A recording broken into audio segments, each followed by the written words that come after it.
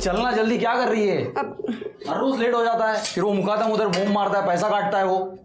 हो पुढे मी आली। चल लवकर कर।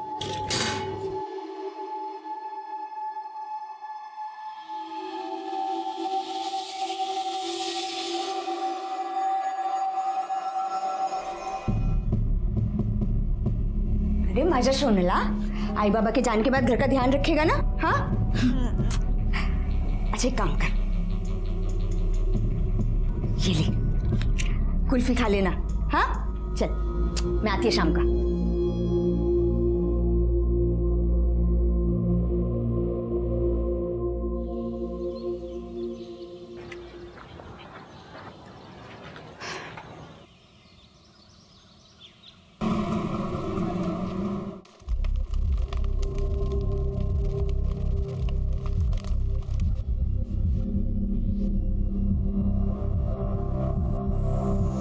देवी येणार, देवी येणार। कल अमावस्या की रात है, मुझे सब मालूम है। हाँ देवी येणार। देवी मेरे सपने में आई थी, वो बोली थी वो कल आएगी, वो कल आएगी, नक्कीच येणार देवी। देवी येणार, आएगी, आएगी देवी आएगी, आएगी देवी आएगी।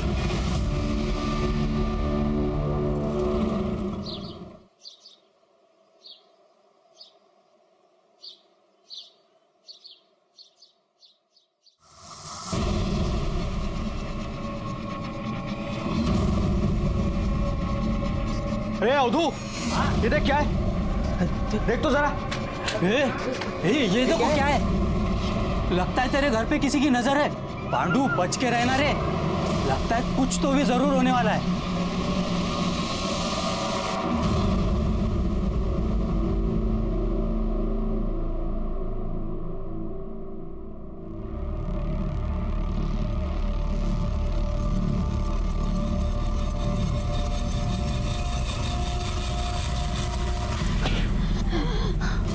लता, लता क्या झालं? क्या हुआ? अरे देखो, लता को क्या हुआ? क्या हुआ? पांडू, अरे देखो, देख तेरी बीवी को क्या हुआ है, जल्दी आ। देखो ना इसको क्या हुआ? अरे देखो कोई। क्या हुआ? लता, क्या हुआ? काय झालं तुला? इसे देवी आई है। हाँ देवी आई है, सबके पैर पड़ो इसका, पैर पड़ो। देवी आई है। हाँ देवी आई, मैंने बोला था ना देवी आई है। अरे लता, साहब मैं क्या करूँ अभी? मैं कहाँ लेके जाऊँ इसको, कैसे ठीक होगी? अरे रोना धोना बंद कर, डॉक्टर के पास लेके जाओ उसको।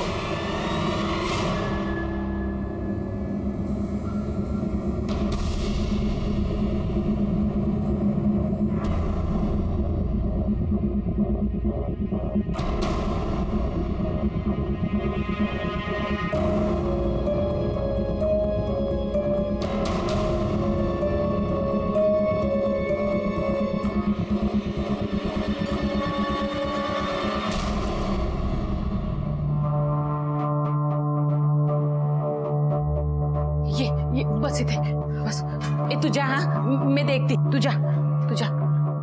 डॉक्टर साहब, क्या हो गया लता को? सब ठीक है ना? लता प्रेग्नेंट है, 4 महीने हो चुके हैं। क्या? ऐसा कैसे हो सकता है? क्या रे, तू अकेला मजदूरी करके घर तो संभाल लेगा, लेकिन इसके काम का जो पैसा तूने एडवांस में लिया है मेरे से, वो पैसा कौन वापस करेगा? तेरा बाप? डॉक्टर साहब, ये कैसे हो सकता है? हाँ डॉक्टर साहब, ये प्रेग्नेंट कैसे हो सकती है? इसका तो ऑपरेशन हो चुका है। हाँ जानता हूँ, इसका यूट्रस, मेरा मतलब है इसकी बच्चेदानी मैंने ही निकाली थी। कुछ केसेस में बच्चा गर्भ के बाहर ही ठहर जाता है, और 100 में से किसी एक ही औरत के साथ ऐसा होता है। देखा, मैंने बोला था ना देवी आने वाली है।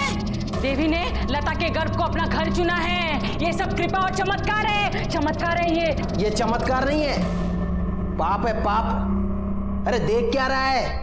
गिरा इस पाप को, और तू नहीं गिरा सकता है ना तो मेरे को बोल, मैं गिराता हूँ। देवी के खिलाफ जो भी जाएगा ना, उसकी मौत पक्की है। हाँ, और पाप उस पर भी चढ़ेगा जिसके सामने देवी को नुकसान पहुंचा रहे हैं। अरे देवी की सेवा करो देवी की।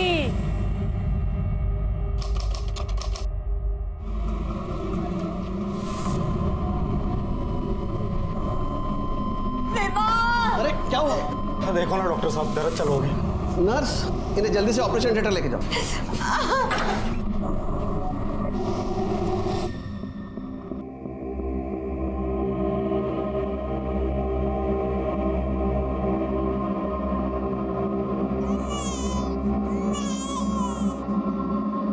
मुबारक हो, बेटी हुई है।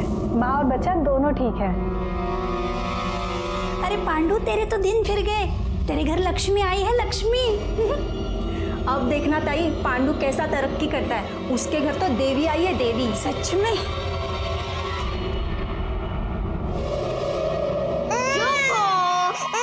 ये ले, दूध पी ले।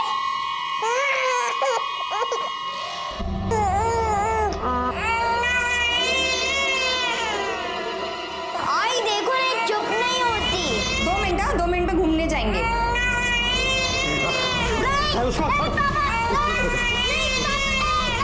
मेरा दिमाग फिर गया ना, मैं पटक दूंगा। मिला, आई बाबा के जाने के बाद घर का ध्यान रखेगा ना? हाँ। अच्छा एक काम कर, ये ले, कुल्फी खा लेना। हाँ। डॉक्टर साहब, क्या हो गया लता को? सब ठीक है ना? लता प्रेग्नेंट है, 4 महीने हो चुके हैं। क्या?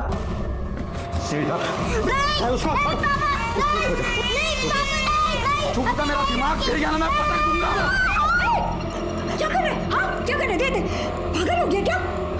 मैं पागल हो गया हूँ, क्योंकि मेरे को मालूम है ये मेरी बेटी नहीं है। तू सच सच बता मेरे को, तू किधर मुंह मारी थी और ये किसकी बेटी है? तू मेरा मरा था तो तेरी बेटी होगी ना? कहीं जाते तुझे छोड़ के मैं? बच्चे के सामने पता नहीं क्या उल्टा सीधा बोले जा रहे हैं। तू शेंडी किसी और को लगा। मेरी बेटी है, देख शक्ल देख उसकी। कोई बोलेगा मेरी बेटी है? किसका पाप है ये? क्यों तमाशा कर रहे हैं सबके सामने? अपनी बेटी को कोई पाप बोलता है, अपमान करता है लक्ष्मी का। रोक, किधर जा रही है? मेरे को आज सब बराबर करने का है। क्या बराबर करना है तुझे? चुप करके यहाँ बैठ, मैं मंदिर जा रही हूँ उसकी नजर उतरवाने। रुक, तेरे को जिधर जाना है उधर जा, लेकिन इसको कचरा कुंडी में डाल के आने का। इसको अगर साथ में लेके आ गई ना, तेरे को इसको दोनों को मार डालूंगा। चल बैठ चुपचाप यहाँ। हाँ मैं बैठ रहा हूँ, उसको वापस लाना नहीं, समझी?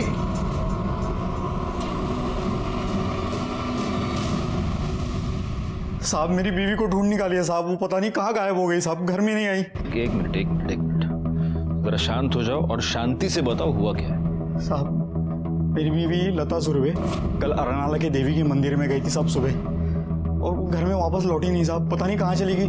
तो मंदिर के आसपास जहाँ ढूंढना था सब जगह ढूंढा साहब, लेकिन नहीं मिली। तुम्हारी बीवी मंदिर में अकेली गई थी, कोई था नहीं उसके साथ? वो और हमारी बच्ची थी उसके साथ। बच्ची की उम्र क्या है? अभी 10 दिन की है साहब बच्ची, उसी की नजर उतरवाने के लिए गई थी, लेकिन आई नहीं वापस।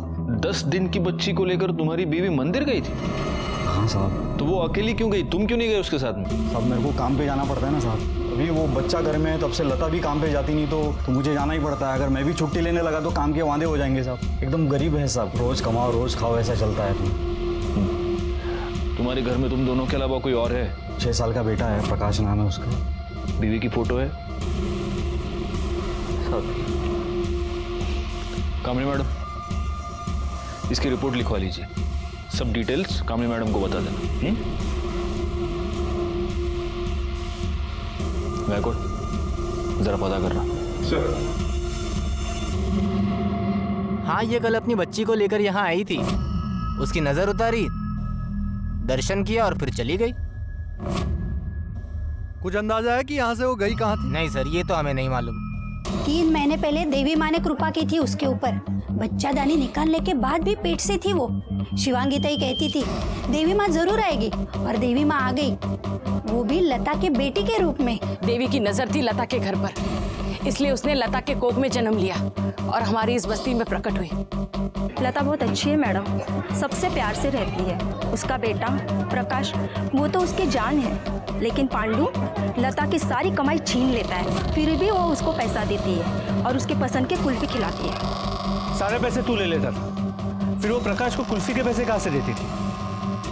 पता नहीं साहब, लेकिन मैं तो कभी प्रकाश को पैसा दिया नहीं। सब बस्ती में एक बड़ा मेडिकल रैकेट चल रहा है, जिसमें बस्ती की ऑलमोस्ट सारी औरतों ने अपना यूट्रस निकलवा दिया। ताकि मजदूरी करते समय प्रेगनेंसी या पीरियड के वजह से छुट्टी लेनी ना पड़े। और सर इतना ही नहीं, इनके दिमाग में एक बात बिठा दी गई है कि मंथली पीरियड यानी भयानक बीमारी है जो ऑपरेशन से ही ठीक हो सकती है। बीमारी तो है ही मैडम, और अगर इस बीमारी की वजह से कोई औरत काम पे नहीं आती है ना, तो कदम साहब उसके आदमी का भी पैसा काट लेते हैं। वैसे कदम साहब भी मदद करते हैं इस बीमारी के इलाज के लिए और ऑपरेशन के लिए पैसा भी देते हैं, और हमारे रोज की मजदूरी से थोड़ा थोड़ा पैसा काट लेते हैं। यही प्रॉब्लम है, इन लोगों के पास एजुकेशन नहीं है, इसलिए जो चाहे जिस तरह से चाहे उन्हें बेवकूफ बनाता है, और ये लोग इतनी आसानी से इन्हें बेवकूफ बनाते हैं कि हम उन्हें कुछ नहीं कर पाएंगे। एनीवे, गायकवाड़, लता के बारे में कुछ पता चला? जी सर, लता के बारे में एक इंटरेस्टिंग बात ये पता चली है कि उसका यूटेरस निकालने के बाद भी वो प्रेग्नेंट हो गई, और गाँव वालों का मानना है कि उस पर देवी माँ की कृपा हुई है। What rubbish Gaikwad. हाँ सर, ऐसा भी हो सकता है क्योंकि उनके ऊपर देवी माँ का आशीर्वाद है। करड़े, ये तुम कह रहे हो? पुलिस वाले हो ना तुम? ऐसे अंधविश्वासों पर विश्वास रखते हो तुम? पुढच्या वेळेला असं काय बोललत ना तो तुमको ही मिर्ची खिलाऊंगा मैं अभी। Sorry sir. गायकवाड़, ये विश्वास अंधविश्वास सब छोड़ो। अगर लता का यूट्रस निकाला गया था और उसके बावजूद वो प्रेग्नेंट थी, इसका मतलब कुछ है जो हमसे छुपाया जा रहा है।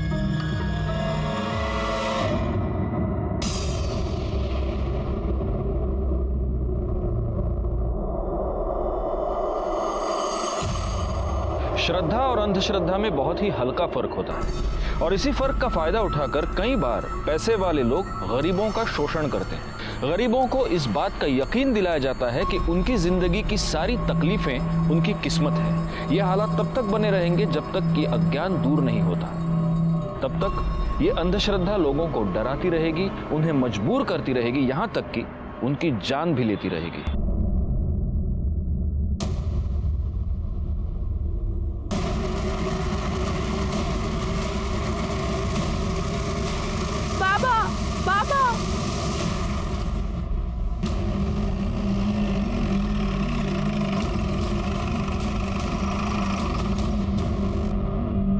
हटाओ इनको, पीछे हो जाओ। सर ये तो गड़े वो फोटो दिखा ना सर, लता सुरवे, लेकिन इसके साथ तो इसकी बच्ची भी थी। करड़े, ढूंढो जरा आसपास। सर, सर गले पे निशान है। सर गले के निशान से तो ये क्लियर है कि गला घोट के मारा गया। इसकी हालत देखकर लग रहा है कि इसका मर्डर कल ही हुआ है। करड़े, पूरा एरिया चेक किया सर, बच्ची कहीं नहीं मिली। मुझे ऐसा लगता है कि इसका मर्डर बच्चे के लिए ही हुआ है। कोई इसे मारकर बच्ची को ले गए। गायकवाड़, किसी को भेजकर पांडु को बुलाओ। पवार,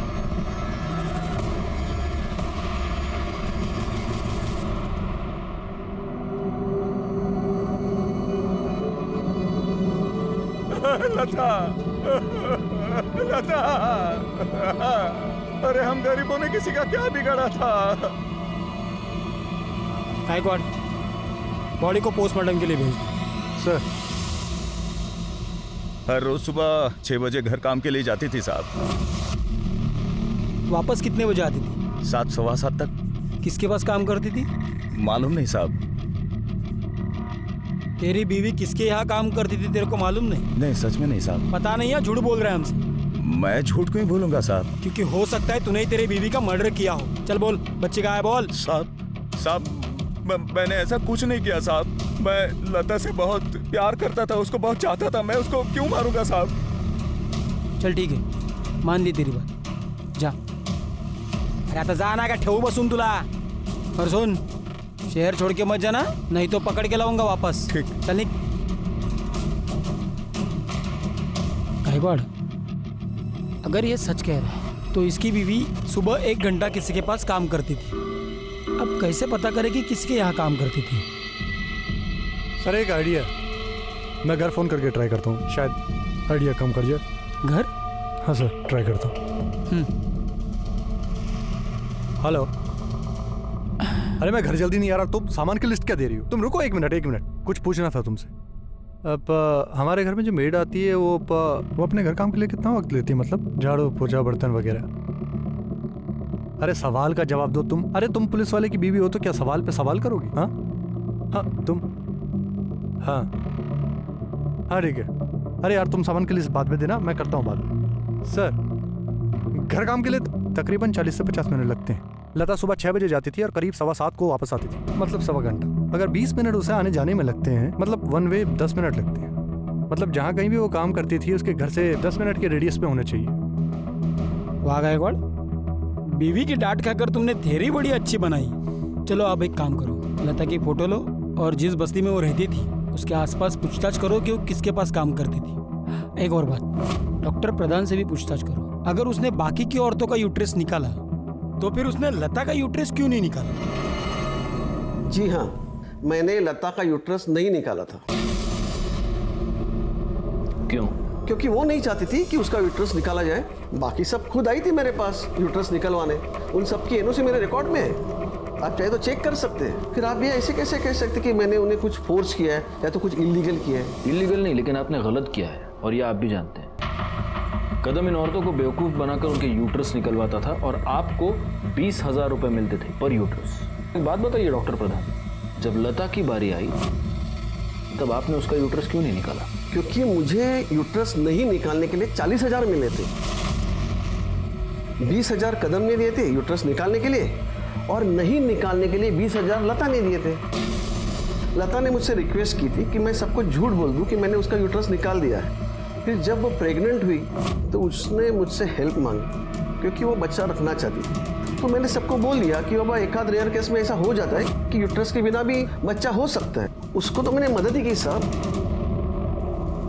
इस डॉक्टर प्रधान की दरियादिली की 2 वजहें हो सकती है। या तो ये सचमुच लता की मदद करना चाहता था या फिर ये जो कह रहा है कि उसको कदम और लता दोनों से पैसे मिले थे।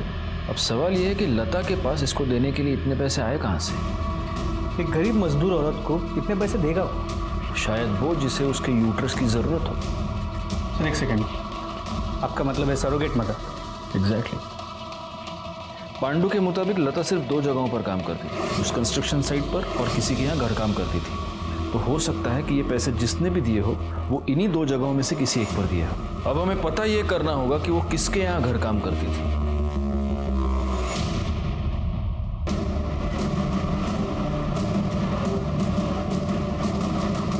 हाँ, इसे तो पहचानते हैं हम, यहाँ पे घर काम के लिए आती थी। किसके यहाँ काम करती? वो 703 में हुसैन साहब के यहाँ। ठीक है।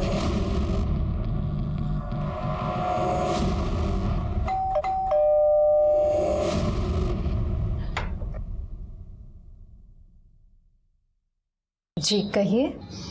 ये आपके यहाँ काम करती थी? हाँ, लेकिन काफी दिनों से काम पर नहीं आ रही और अब आएगी भी नहीं। क्यों? ये मर चुकी है। मेरी बीवी का 10 साल पहले इंतकाल हो चुका है। मेरा बेटा रहमान भी 5 साल पहले एक्सीडेंट में गुजर गया। अब इस घर में हम सिर्फ 3 ही लोग रहते हैं, मैं, मेरी बहू अस्मा और पोती नाज़नीन। तो आप तीनों के अलावा फैमिली में और कोई नहीं है?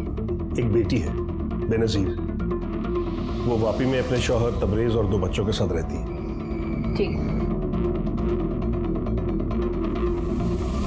मतलब हमारी सरोगसी वाली थियरी गलत निकली, क्योंकि सज्जाद हुसैन की फैमिली में किसी को सरोगसी की जरूरत है ही नहीं। ये भी तो हो सकता है कि फैमिली के अलावा कोई और हो जिसे सरोगसी की जरूरत हो। होने को तो बहुत लोग हो सकते हैं, पर सवाल ये है कि ये जो भी जरूरतमंद है वो लता को मिला कब और कैसे? क्योंकि अगर सुबह का 1 घंटा छोड़ो तो लता पूरा का पूरा दिन उस कंस्ट्रक्शन साइट पर हुआ करती थी। Excuse me. हेलो, ठीक है सर, मैं अरनाला के देवी मंदिर में अभी जाना होगा।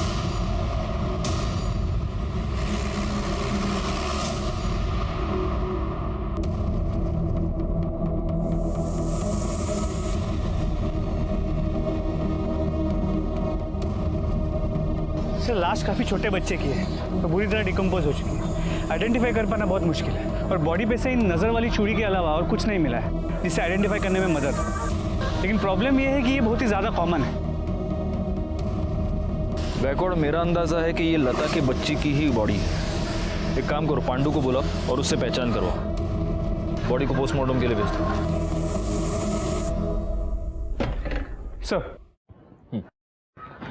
सर पांडू ने बच्ची के हाथ पे पहले नजर वाली चूड़ी से ये कंफर्म किया है कि बच्ची उसी की है, लेकिन फिर भी रूटीन प्रोसीजर के हिसाब से बच्ची के खून को पांडू और लता के सैंपल के साथ मैच करने के लिए भेज दिया है। गुड सर, ये लता की पीएम रिपोर्ट।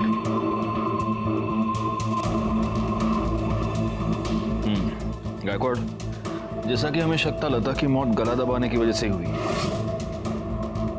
और मौत 12 दिसंबर को सुबह 11 से 12 के बीच ही हुई है। बस अब सवाल यह है कि लता जैसी मजदूर औरत का मर्डर कोई क्यों करना चाहेगा? हाँ बोला क्या?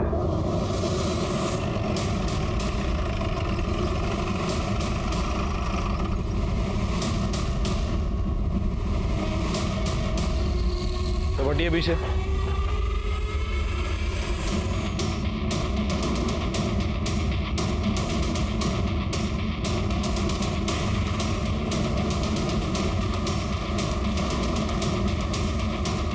गायकवाड़, पूरे टेरेस देखो, किसी भी चीज के साथ छेड़छाड़ नहीं होनी चाहिए। सर कर ले, नीचे जाकर इनके घर की तलाशी लो।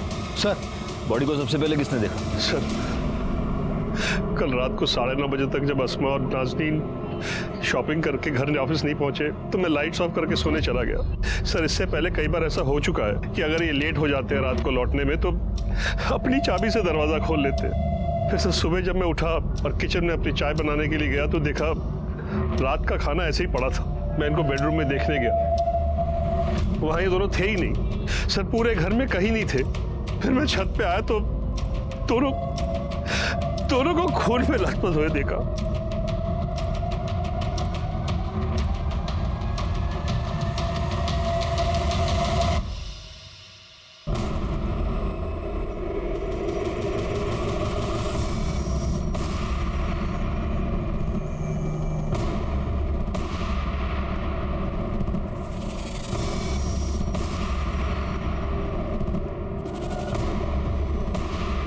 बॉडीज को पोस्टमार्टम के लिए भेज दो। सर, मैंने इनका पूरा घर चेक किया पर मर्डर पेपर नहीं मिला। सर, ऊपर भी कुछ नहीं है। अगर इस बिल्डिंग में सीसीटीवी कैमरा होता तो हमें ये पता चल पाता कि अस्मा एग्जैक्टली कितने बजे घर आई थी और उसके पीछे लेट नाइट कोई और आया था क्या। मुझे ऐसा लगता है कि ये दोनों केसेस आपस में कनेक्टेड है। लता सुरवे के मर्डर के बारे में अस्मा को कुछ पता होगा और इसीलिए अस्मा का मर्डर हुआ है। और हो सकता है कि उसकी बेटी ने उसकी माँ का मर्डर होते हुए देख लिया, इसलिए फिर बेटी को भी किसी ने मार दी।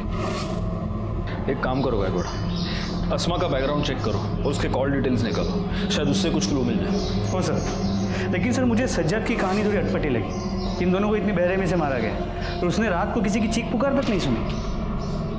बिल्डिंग के वॉचमैन से पूछताछ करो, शायद उसने कुछ देखा हो सर।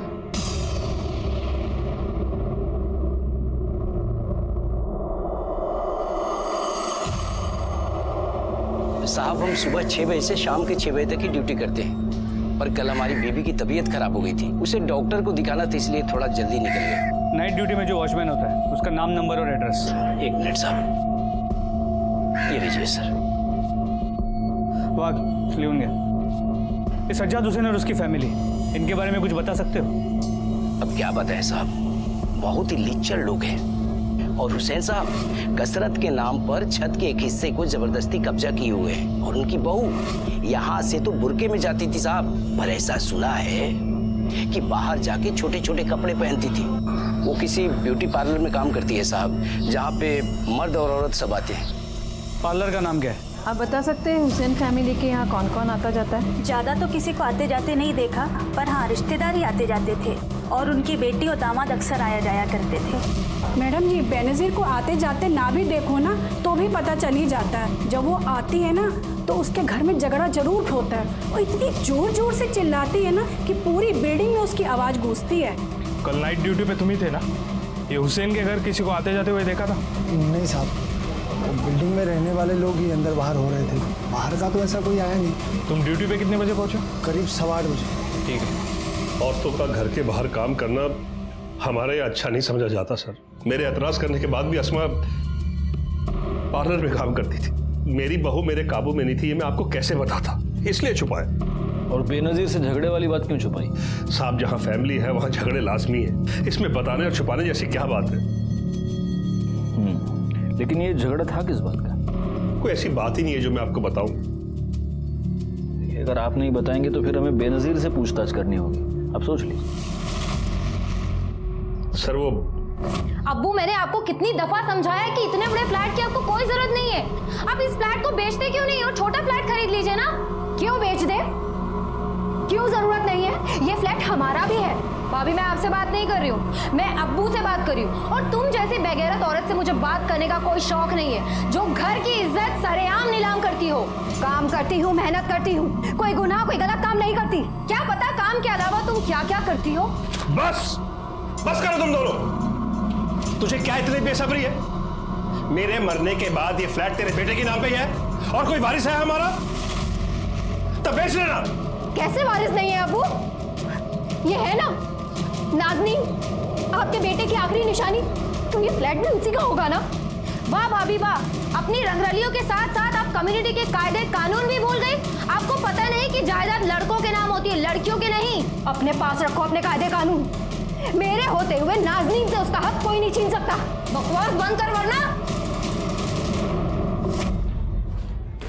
गायकवाड़, आसमा के केस में प्राइम सस्पेक्ट तो घरवाले ही हैं, लेकिन बाकी की पॉसिबिलिटीज को रूल आउट नहीं कर सकते। 5 साल पहले उसका पति मर चुका है, पार्लर में काम करती थी, हो सकता है उसका कोई अफेयर रहा हो। एक काम करो, जिस पार्लर में वो काम करती थी वहां पर पूछताछ करो, शायद वहां कोई क्लू मिल जाए। हो सर।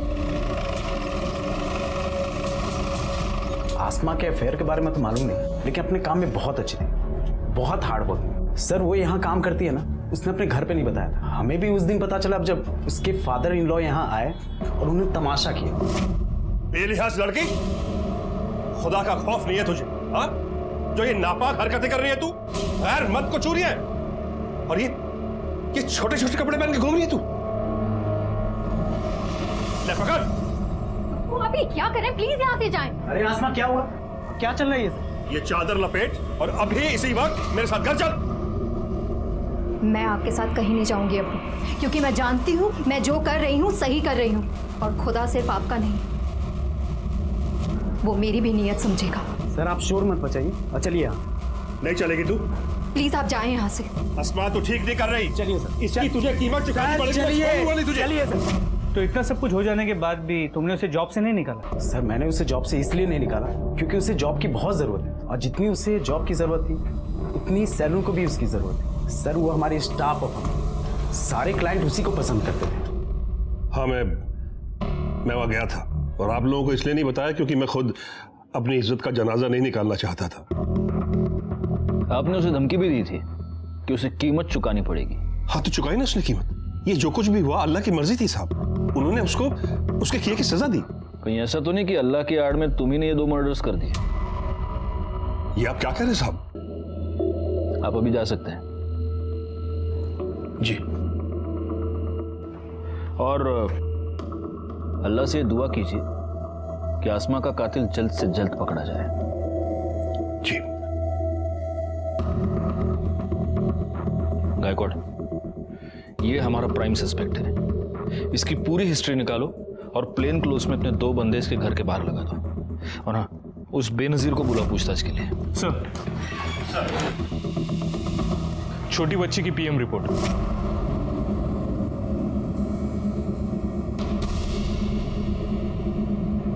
जैसा कि हमें शक था, मर्डर गला दबाने की वजह से ही हुआ है और 11:30 से 12:30 के बीच हुआ है। गायकवाड़, ये बच्ची पैदाइशी अंधी थी। ब्लड रिपोर्ट के मुताबिक तो ये लता और पांडु की बच्ची थी ही नहीं। मतलब हमारे सरोगेट मदर वाली थियरी सही है? यस। अब अगर लता सरोगेट मदर थी तो इसका मतलब लता को इस सरोगेसी के पैसे मिले होंगे। ये पता करो कि उसका कोई बैंक अकाउंट है क्या, और अगर था तो उसमें कब और कहां से पैसा आया। आसपास के जितने भी IVF सेंटर्स हैं वहां पर पूछताछ करो, क्योंकि अगर उसने सरोगेसी करवाई है तो वो इनमें से किसी एक सेंटर पर जरूर गई होगी। जी सर।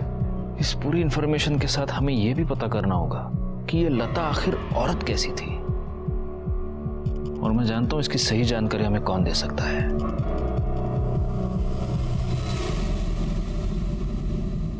और अगर इसके बाद भी लगे तो और मंगाइए। खाओ, चलो लो।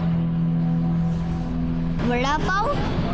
अंकल, पक्का मेरे को इस वड़ा पाव के बाद कुल्फी भी खिलाओगे? पक्का खिलाऊंगा, और एक नहीं, तुम जितनी कुल्फी खाना चाहो उतनी कुल्फी खिलाऊंगा। तुम्हारी आई भी तुमको कुल्फी खिलाया करती थी? हाँ, मेरी आई मुझे हर रोज पैसे देती थी कुल्फी खाने के लिए। वो कितनी अच्छी थी, लेकिन उसके बाद भी लोग उसे तंग करते थे। कौन कौन तंग करता था? खाओ। शिवांगी ताई, मैंने उस दिन देखा था, मेरी आई उसके पैर पड़ रही थी, वो आई से पैसे ले रही थी।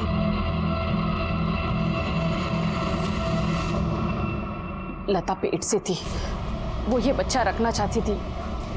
इस बच्चे के लिए उसे पैसे मिले थे, इसलिए देवी का नाटक किया हम लोगों ने। उसे डर था कि पांडु को उसके गर्भ का पता चलता तो वो बच्चे को और उसे दोनों को मार देता। अच्छा, अब बताओ और कौन कौन तंग करता था? उस दिन जब भी मेरी आई मेरी बहन को मंदिर लेके जा रही थी ना, उस दिन मेरे बाबा ने मेरी बहन का गला दबा दिया था। चुप होता, मेरा दिमाग गिर गया ना।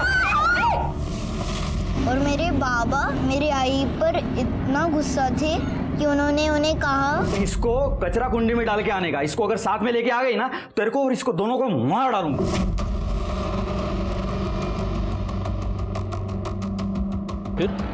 उस दिन बाबा भी काम पर नहीं गए थे। उस दिन अगर तुम्हारे बाबा काम पर नहीं गए तो कहाँ गए? मालूम नहीं, पर उस दिन जब भी आई मंदिर गई थी ना, तभी बाबा भी उनके पीछे गए थे।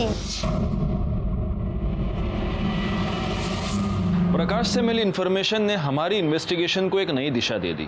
हमें यह पता चल गया कि पहले 4 महीने तक लता ने अपनी प्रेगनेंसी पांडु से छिपाई रखी। प्रकाश और शिवांगी से मिली इन्फॉर्मेशन के बाद हमने पांडु को कन्फ्रंट किया, और तब जो सच सामने आया वो हैरान कर देने वाला था।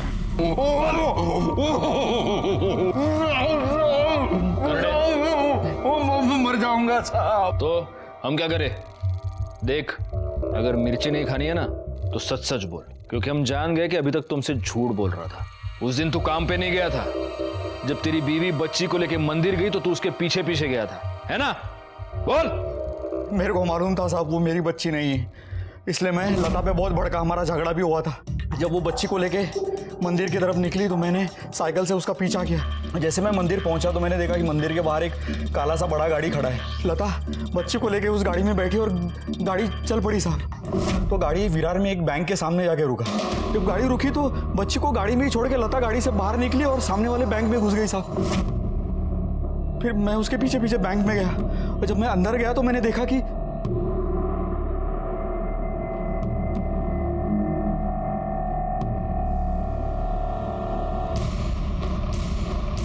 चल क्या रहा है तेरा ये?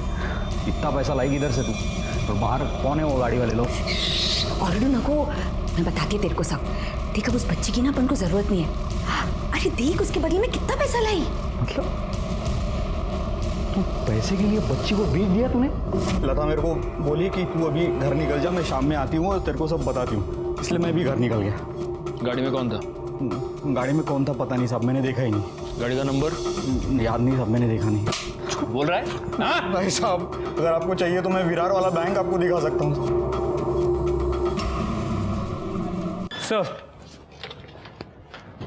सर, आसमा और नाज़नीन की पोस्टमार्टम रिपोर्ट के मुताबिक उनके सर पे किसी भारी चीज से वार किया गया है, और मौत की वजह भी हेड इंजरी है। मौत का वक्त शाम 7 और 8 के बीच का है। रिपोर्ट ये कह रही है कि जो मर्डर वेपन है उसका सरफेस बहुत छोटा नहीं था। इसका मतलब कोई स्टिक या रॉड तो नहीं हो सकता।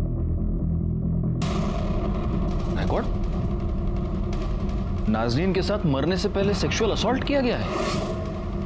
जी सर, और समझ में ये नहीं आता कोई छोटी सी बच्ची के साथ ऐसा कैसे कर सकता है। पोस्टमार्टम रिपोर्ट ये कह रही है कि मर्डर शाम को 7 और 8 के बीच हुआ है, और आसमा की मोबाइल लोकेशन ये बता रही है कि 7 और 8 के बीच वो अपने घर पर ही थी, जबकि सज्जाद ये कह रहा है कि वो 9:30 बजे तक घर पर आई नहीं थी। सर, पांडु सच कह रहा था। लता का बैंक में अकाउंट है जिसमें उस दिन 50,000 डिपॉजिट किए गए, और एक बार पहले भी कैश में 50,000 डिपॉजिट किए। सर, इम्पोर्टेंट बात यह है कि लता को बैंक में आसमा हुसैन ने इंट्रोड्यूस करवाया था।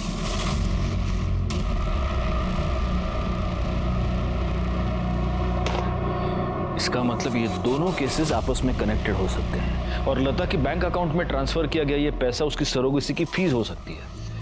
एक काम करो, बैंक और मंदिर के आसपास जहां से हमें लता और उसकी बच्ची की डेड बॉडी मिली, वहां आसपास जितने भी कॉमन मोबाइल्स एक्टिव थे उन सबकी एक लिस्ट बनाओ और आसमा के कॉल रिकॉर्ड के साथ मैच करके देखो। हो सकता है इनमें कोई कॉमन नंबर निकले। ये हो सकता है कि आसमा उस सरोगेसी वाले कपल को जानती हो, या ये भी हो सकता है कि आसमा ने ही ये डील फिक्स करवाई हो। और आसमा के मर्डर के पीछे की वजह भी यही हो। सर, मैं सज्जाद हुसैन के घर पे बॉडी क्लेम पेपर पे साइन लेने गया था। डोरबेल बजाई और वेट कर रहा था, तभी मुझे शू रैक के पीछे एक लाइट ब्लिंक करती हुई दिखी। सर, मैंने सज्जाद से साइन ले ली। उसके बाद शू रैक के पीछे देखा तो ये कवर में मोबाइल मिला। इस मोबाइल में सिम कार्ड नहीं है, लेकिन काफी कुछ चीजें देखिए सर।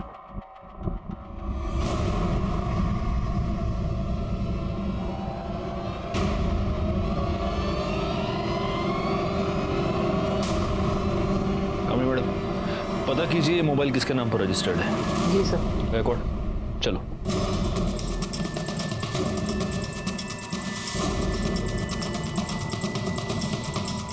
सर, आप ये बेवजह मुझे परेशान करने क्यों आ जाते हैं? सर, मुझे जो पता था मैंने आपको सब कुछ बता दिया। सच मेरा यकीन कीजिए आप। सर, आगे गुड। बाथरूम से मिला है।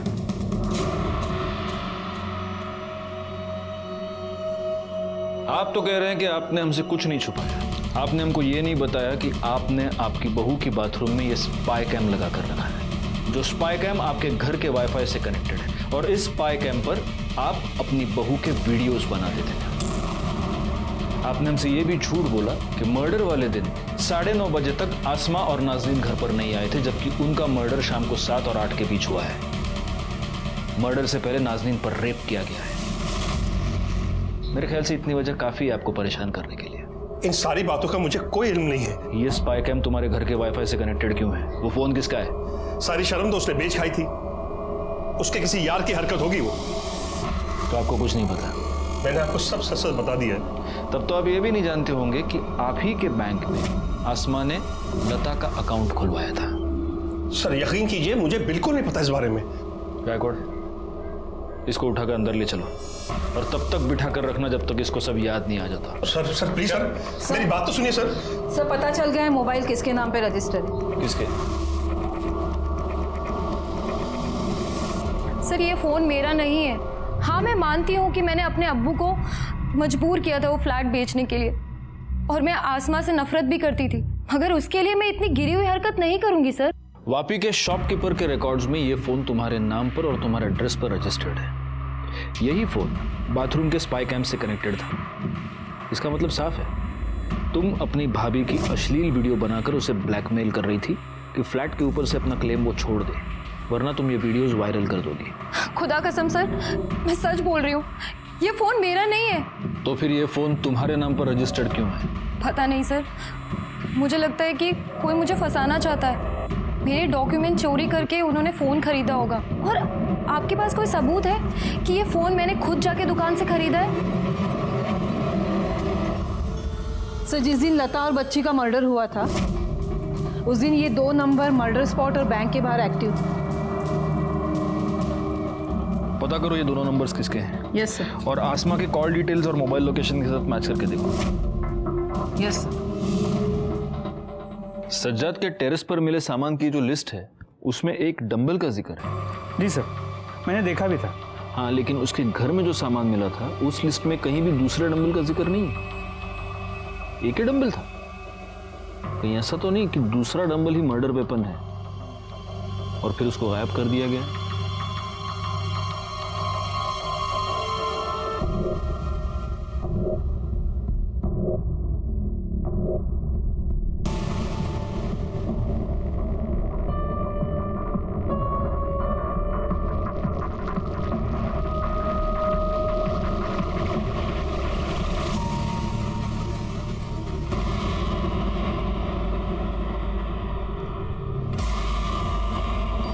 सर, ये देखिए, ये मिला है।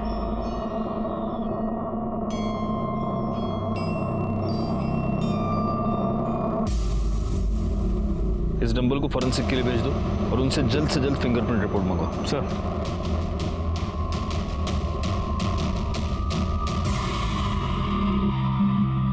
अब सच सच बोल, क्यों मारा तूने आसमा और नाजनीन को? बोल। अब सच सच बोल, क्यों मारा तूने आसमा और नाजनीन को? वो दोनों बेनजीर की सगी भाभी और भांजी थी ना? बोल। सर मैंने आपको बताया मैं उनके घर नहीं गया था। देखिए तबरेज, अगर सिंगल पीस रहना चाहता है ना तो सच सच बोल, वरना इतना मारेंगे कि पांव पे खड़ा नहीं हो पाएगा। ये तेरी मोबाइल लोकेशन, इससे साफ पता चलता है कि उस दिन शाम 7 से 8 बजे के बीच तू सज्जाद के घर पे था और 7 से 8 बजे के बीच ही आसमा और नाजनीन का मर्डर हुआ। सिर्फ इतना ही नहीं, नाजनीन के कपड़ों पर जो सीमेंट मिला वो तेरे सीमेंट से मैच होता है और जिस डंबल से तूने मर्डर किया उस डंबल पर तेरी उंगलियों के निशान भी है। और बाथरूम में स्पाई कैम भी तूने ही लगाया था ना? एक 8 साल की बच्ची का रेप करके मर्डर किया तूने उसका। अब अगर सच नहीं बोला ना तो तेरे मुंह में हाथ डाल के सच बाहर निकाल लूंगा मैं। बोल। सर बिजनेस में बहुत लॉस हुआ था सर, पैसे की बहुत दिक्कत थी सर, इसलिए मैं बेदर जी को प्रेशर कर रहा था फ्लैट बेचने के लिए। बाथरूम में स्पाई कैम भी इसलिए लगाया था ताकि आसमा को ब्लैकमेल करके उसके साथ मजे करूंगा और उसको फ्लैट में क्लेम करने से रोकूंगा। पर वो मेरी बात मान ही नहीं रही थी। उस दिन भी उनके घर इसीलिए गया था, लेकिन जब उनके घर पहुंचा अम्मी को बुला। दादू घर पर नहीं है। तेरी अम्मी को तो पता है मजे मार रही होगी कहीं पे, पर ये बुड्ढा कहाँ चला गया? हमारी अम्मी और दादू के बारे में गाली मत दो। अरे वाह, बकरी तो बकरी साथ में मेमना भी बोलने लगा है। तमीज। मैंने सारा गुस्सा नाजनीन पे निकाल दिया और तभी उसी समय सज्जाद वहां पर आ गया।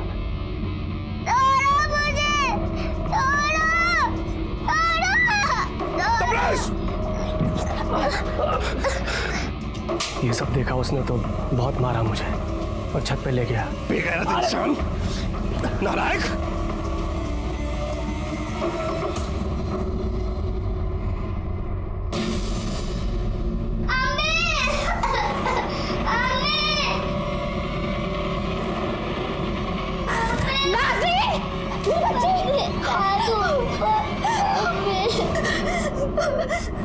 या अल्लाह, ये मुझसे क्या गुनाह हो गया? मुझे माफ कर दे, माफ कर दे मुझे। आप ऐसा कैसे कर सकते हैं? आपकी इंसानियत बिल्कुल खत्म हो गई जो आपने ये बच्ची। ये गंदी हरकत इस वैशी दरिंदे ने की है इसने। ए बुड्ढे, अगर किसी को बोला तेरी बेटी को तलाक दे दूंगा। फिर मैंने डंबल पानी की टंकी में फेंक दिया। मुझे लगा वहां से कौन ढूंढ पाएगा। आसमा का मर्डर और नाजनीन पर रेप और मर्डर करने के जुर्म में मैं तुम्हें अरेस्ट करता हूं। मुझे इसके भी कॉल डिटेल्स चाहिए आज के आज। सर लता और बच्चे के मर्डर के टाइम पे जो बैंक और क्राइम स्पॉट पे जो नंबर मिले थे उनकी डिटेल्स आ गई। और सर ये दोनों नंबर आसमा के कॉल रिकॉर्ड में भी मिले। आसमा मेरी खाला की बेटी थी। शादी से पहले आसमा हमारे साथ हमारे नवे मुंबई वाले फ्लैट में रहती थी। निखत और आसमा काफ़ी अच्छे दोस्त थे। शादी के 5 साल बाद भी हमारे यहाँ औलाद नहीं हुई, तब डॉक्टर ने हमें सरोगेट मदर के लिए सजेस्ट किया था। सर मैंने सरोगेट मदर वाली बात आसमा को बताई, तभी उसने मुझे लता के बारे में बताया। 12 दिसंबर को क्या हुआ था जब लता बच्ची को लेकर तुम दोनों के पास आई थी? बोल। निखत ने देखा कि बच्ची की आंखों में कुछ प्रॉब्लम है। हाँ अंधी है, डॉक्टर भी बोला कि अंधी है। तो तुमने हमें पहले क्यों नहीं बताया? धोखा दिया तुमने हमें। एक हेल्दी बच्चा चाहिए था ना कि ये। देखिए बात बच्चा पैदा करने की हुई थी सो मैं की। अब ये आपका बच्चा है, संभालिए इसे, रखिए इसे प्यार से। ये बच्चे मुझे नहीं चाहिए। पर जब आसमा को आपसे पता चला तो उसने हमसे पूछा, लेकिन हमने उसे कुछ नहीं बताया। फरहान और निखत को लता और बच्ची के मर्डर के लिए, तबरेज को आसमा और उसकी बेटी नाजनीन के मर्डर के जुर्म में उम्र कैद की सजा हुई और सज्जाद को जुर्म छुपाने के लिए सजा। जुर्म की दस्तक को हमेशा सुने, उसे समझने की कोशिश करें। इसी के साथ मैं सीनियर इंस्पेक्टर राजेश यादव आपसे विदा लेता हूं। दोबारा मिलूंगा, तब तक सतर्क रहिए और देखते रहिए क्राइम पेट्रोल दस्तक, क्योंकि मकसद बताना नहीं बचाना है। जय हिंद।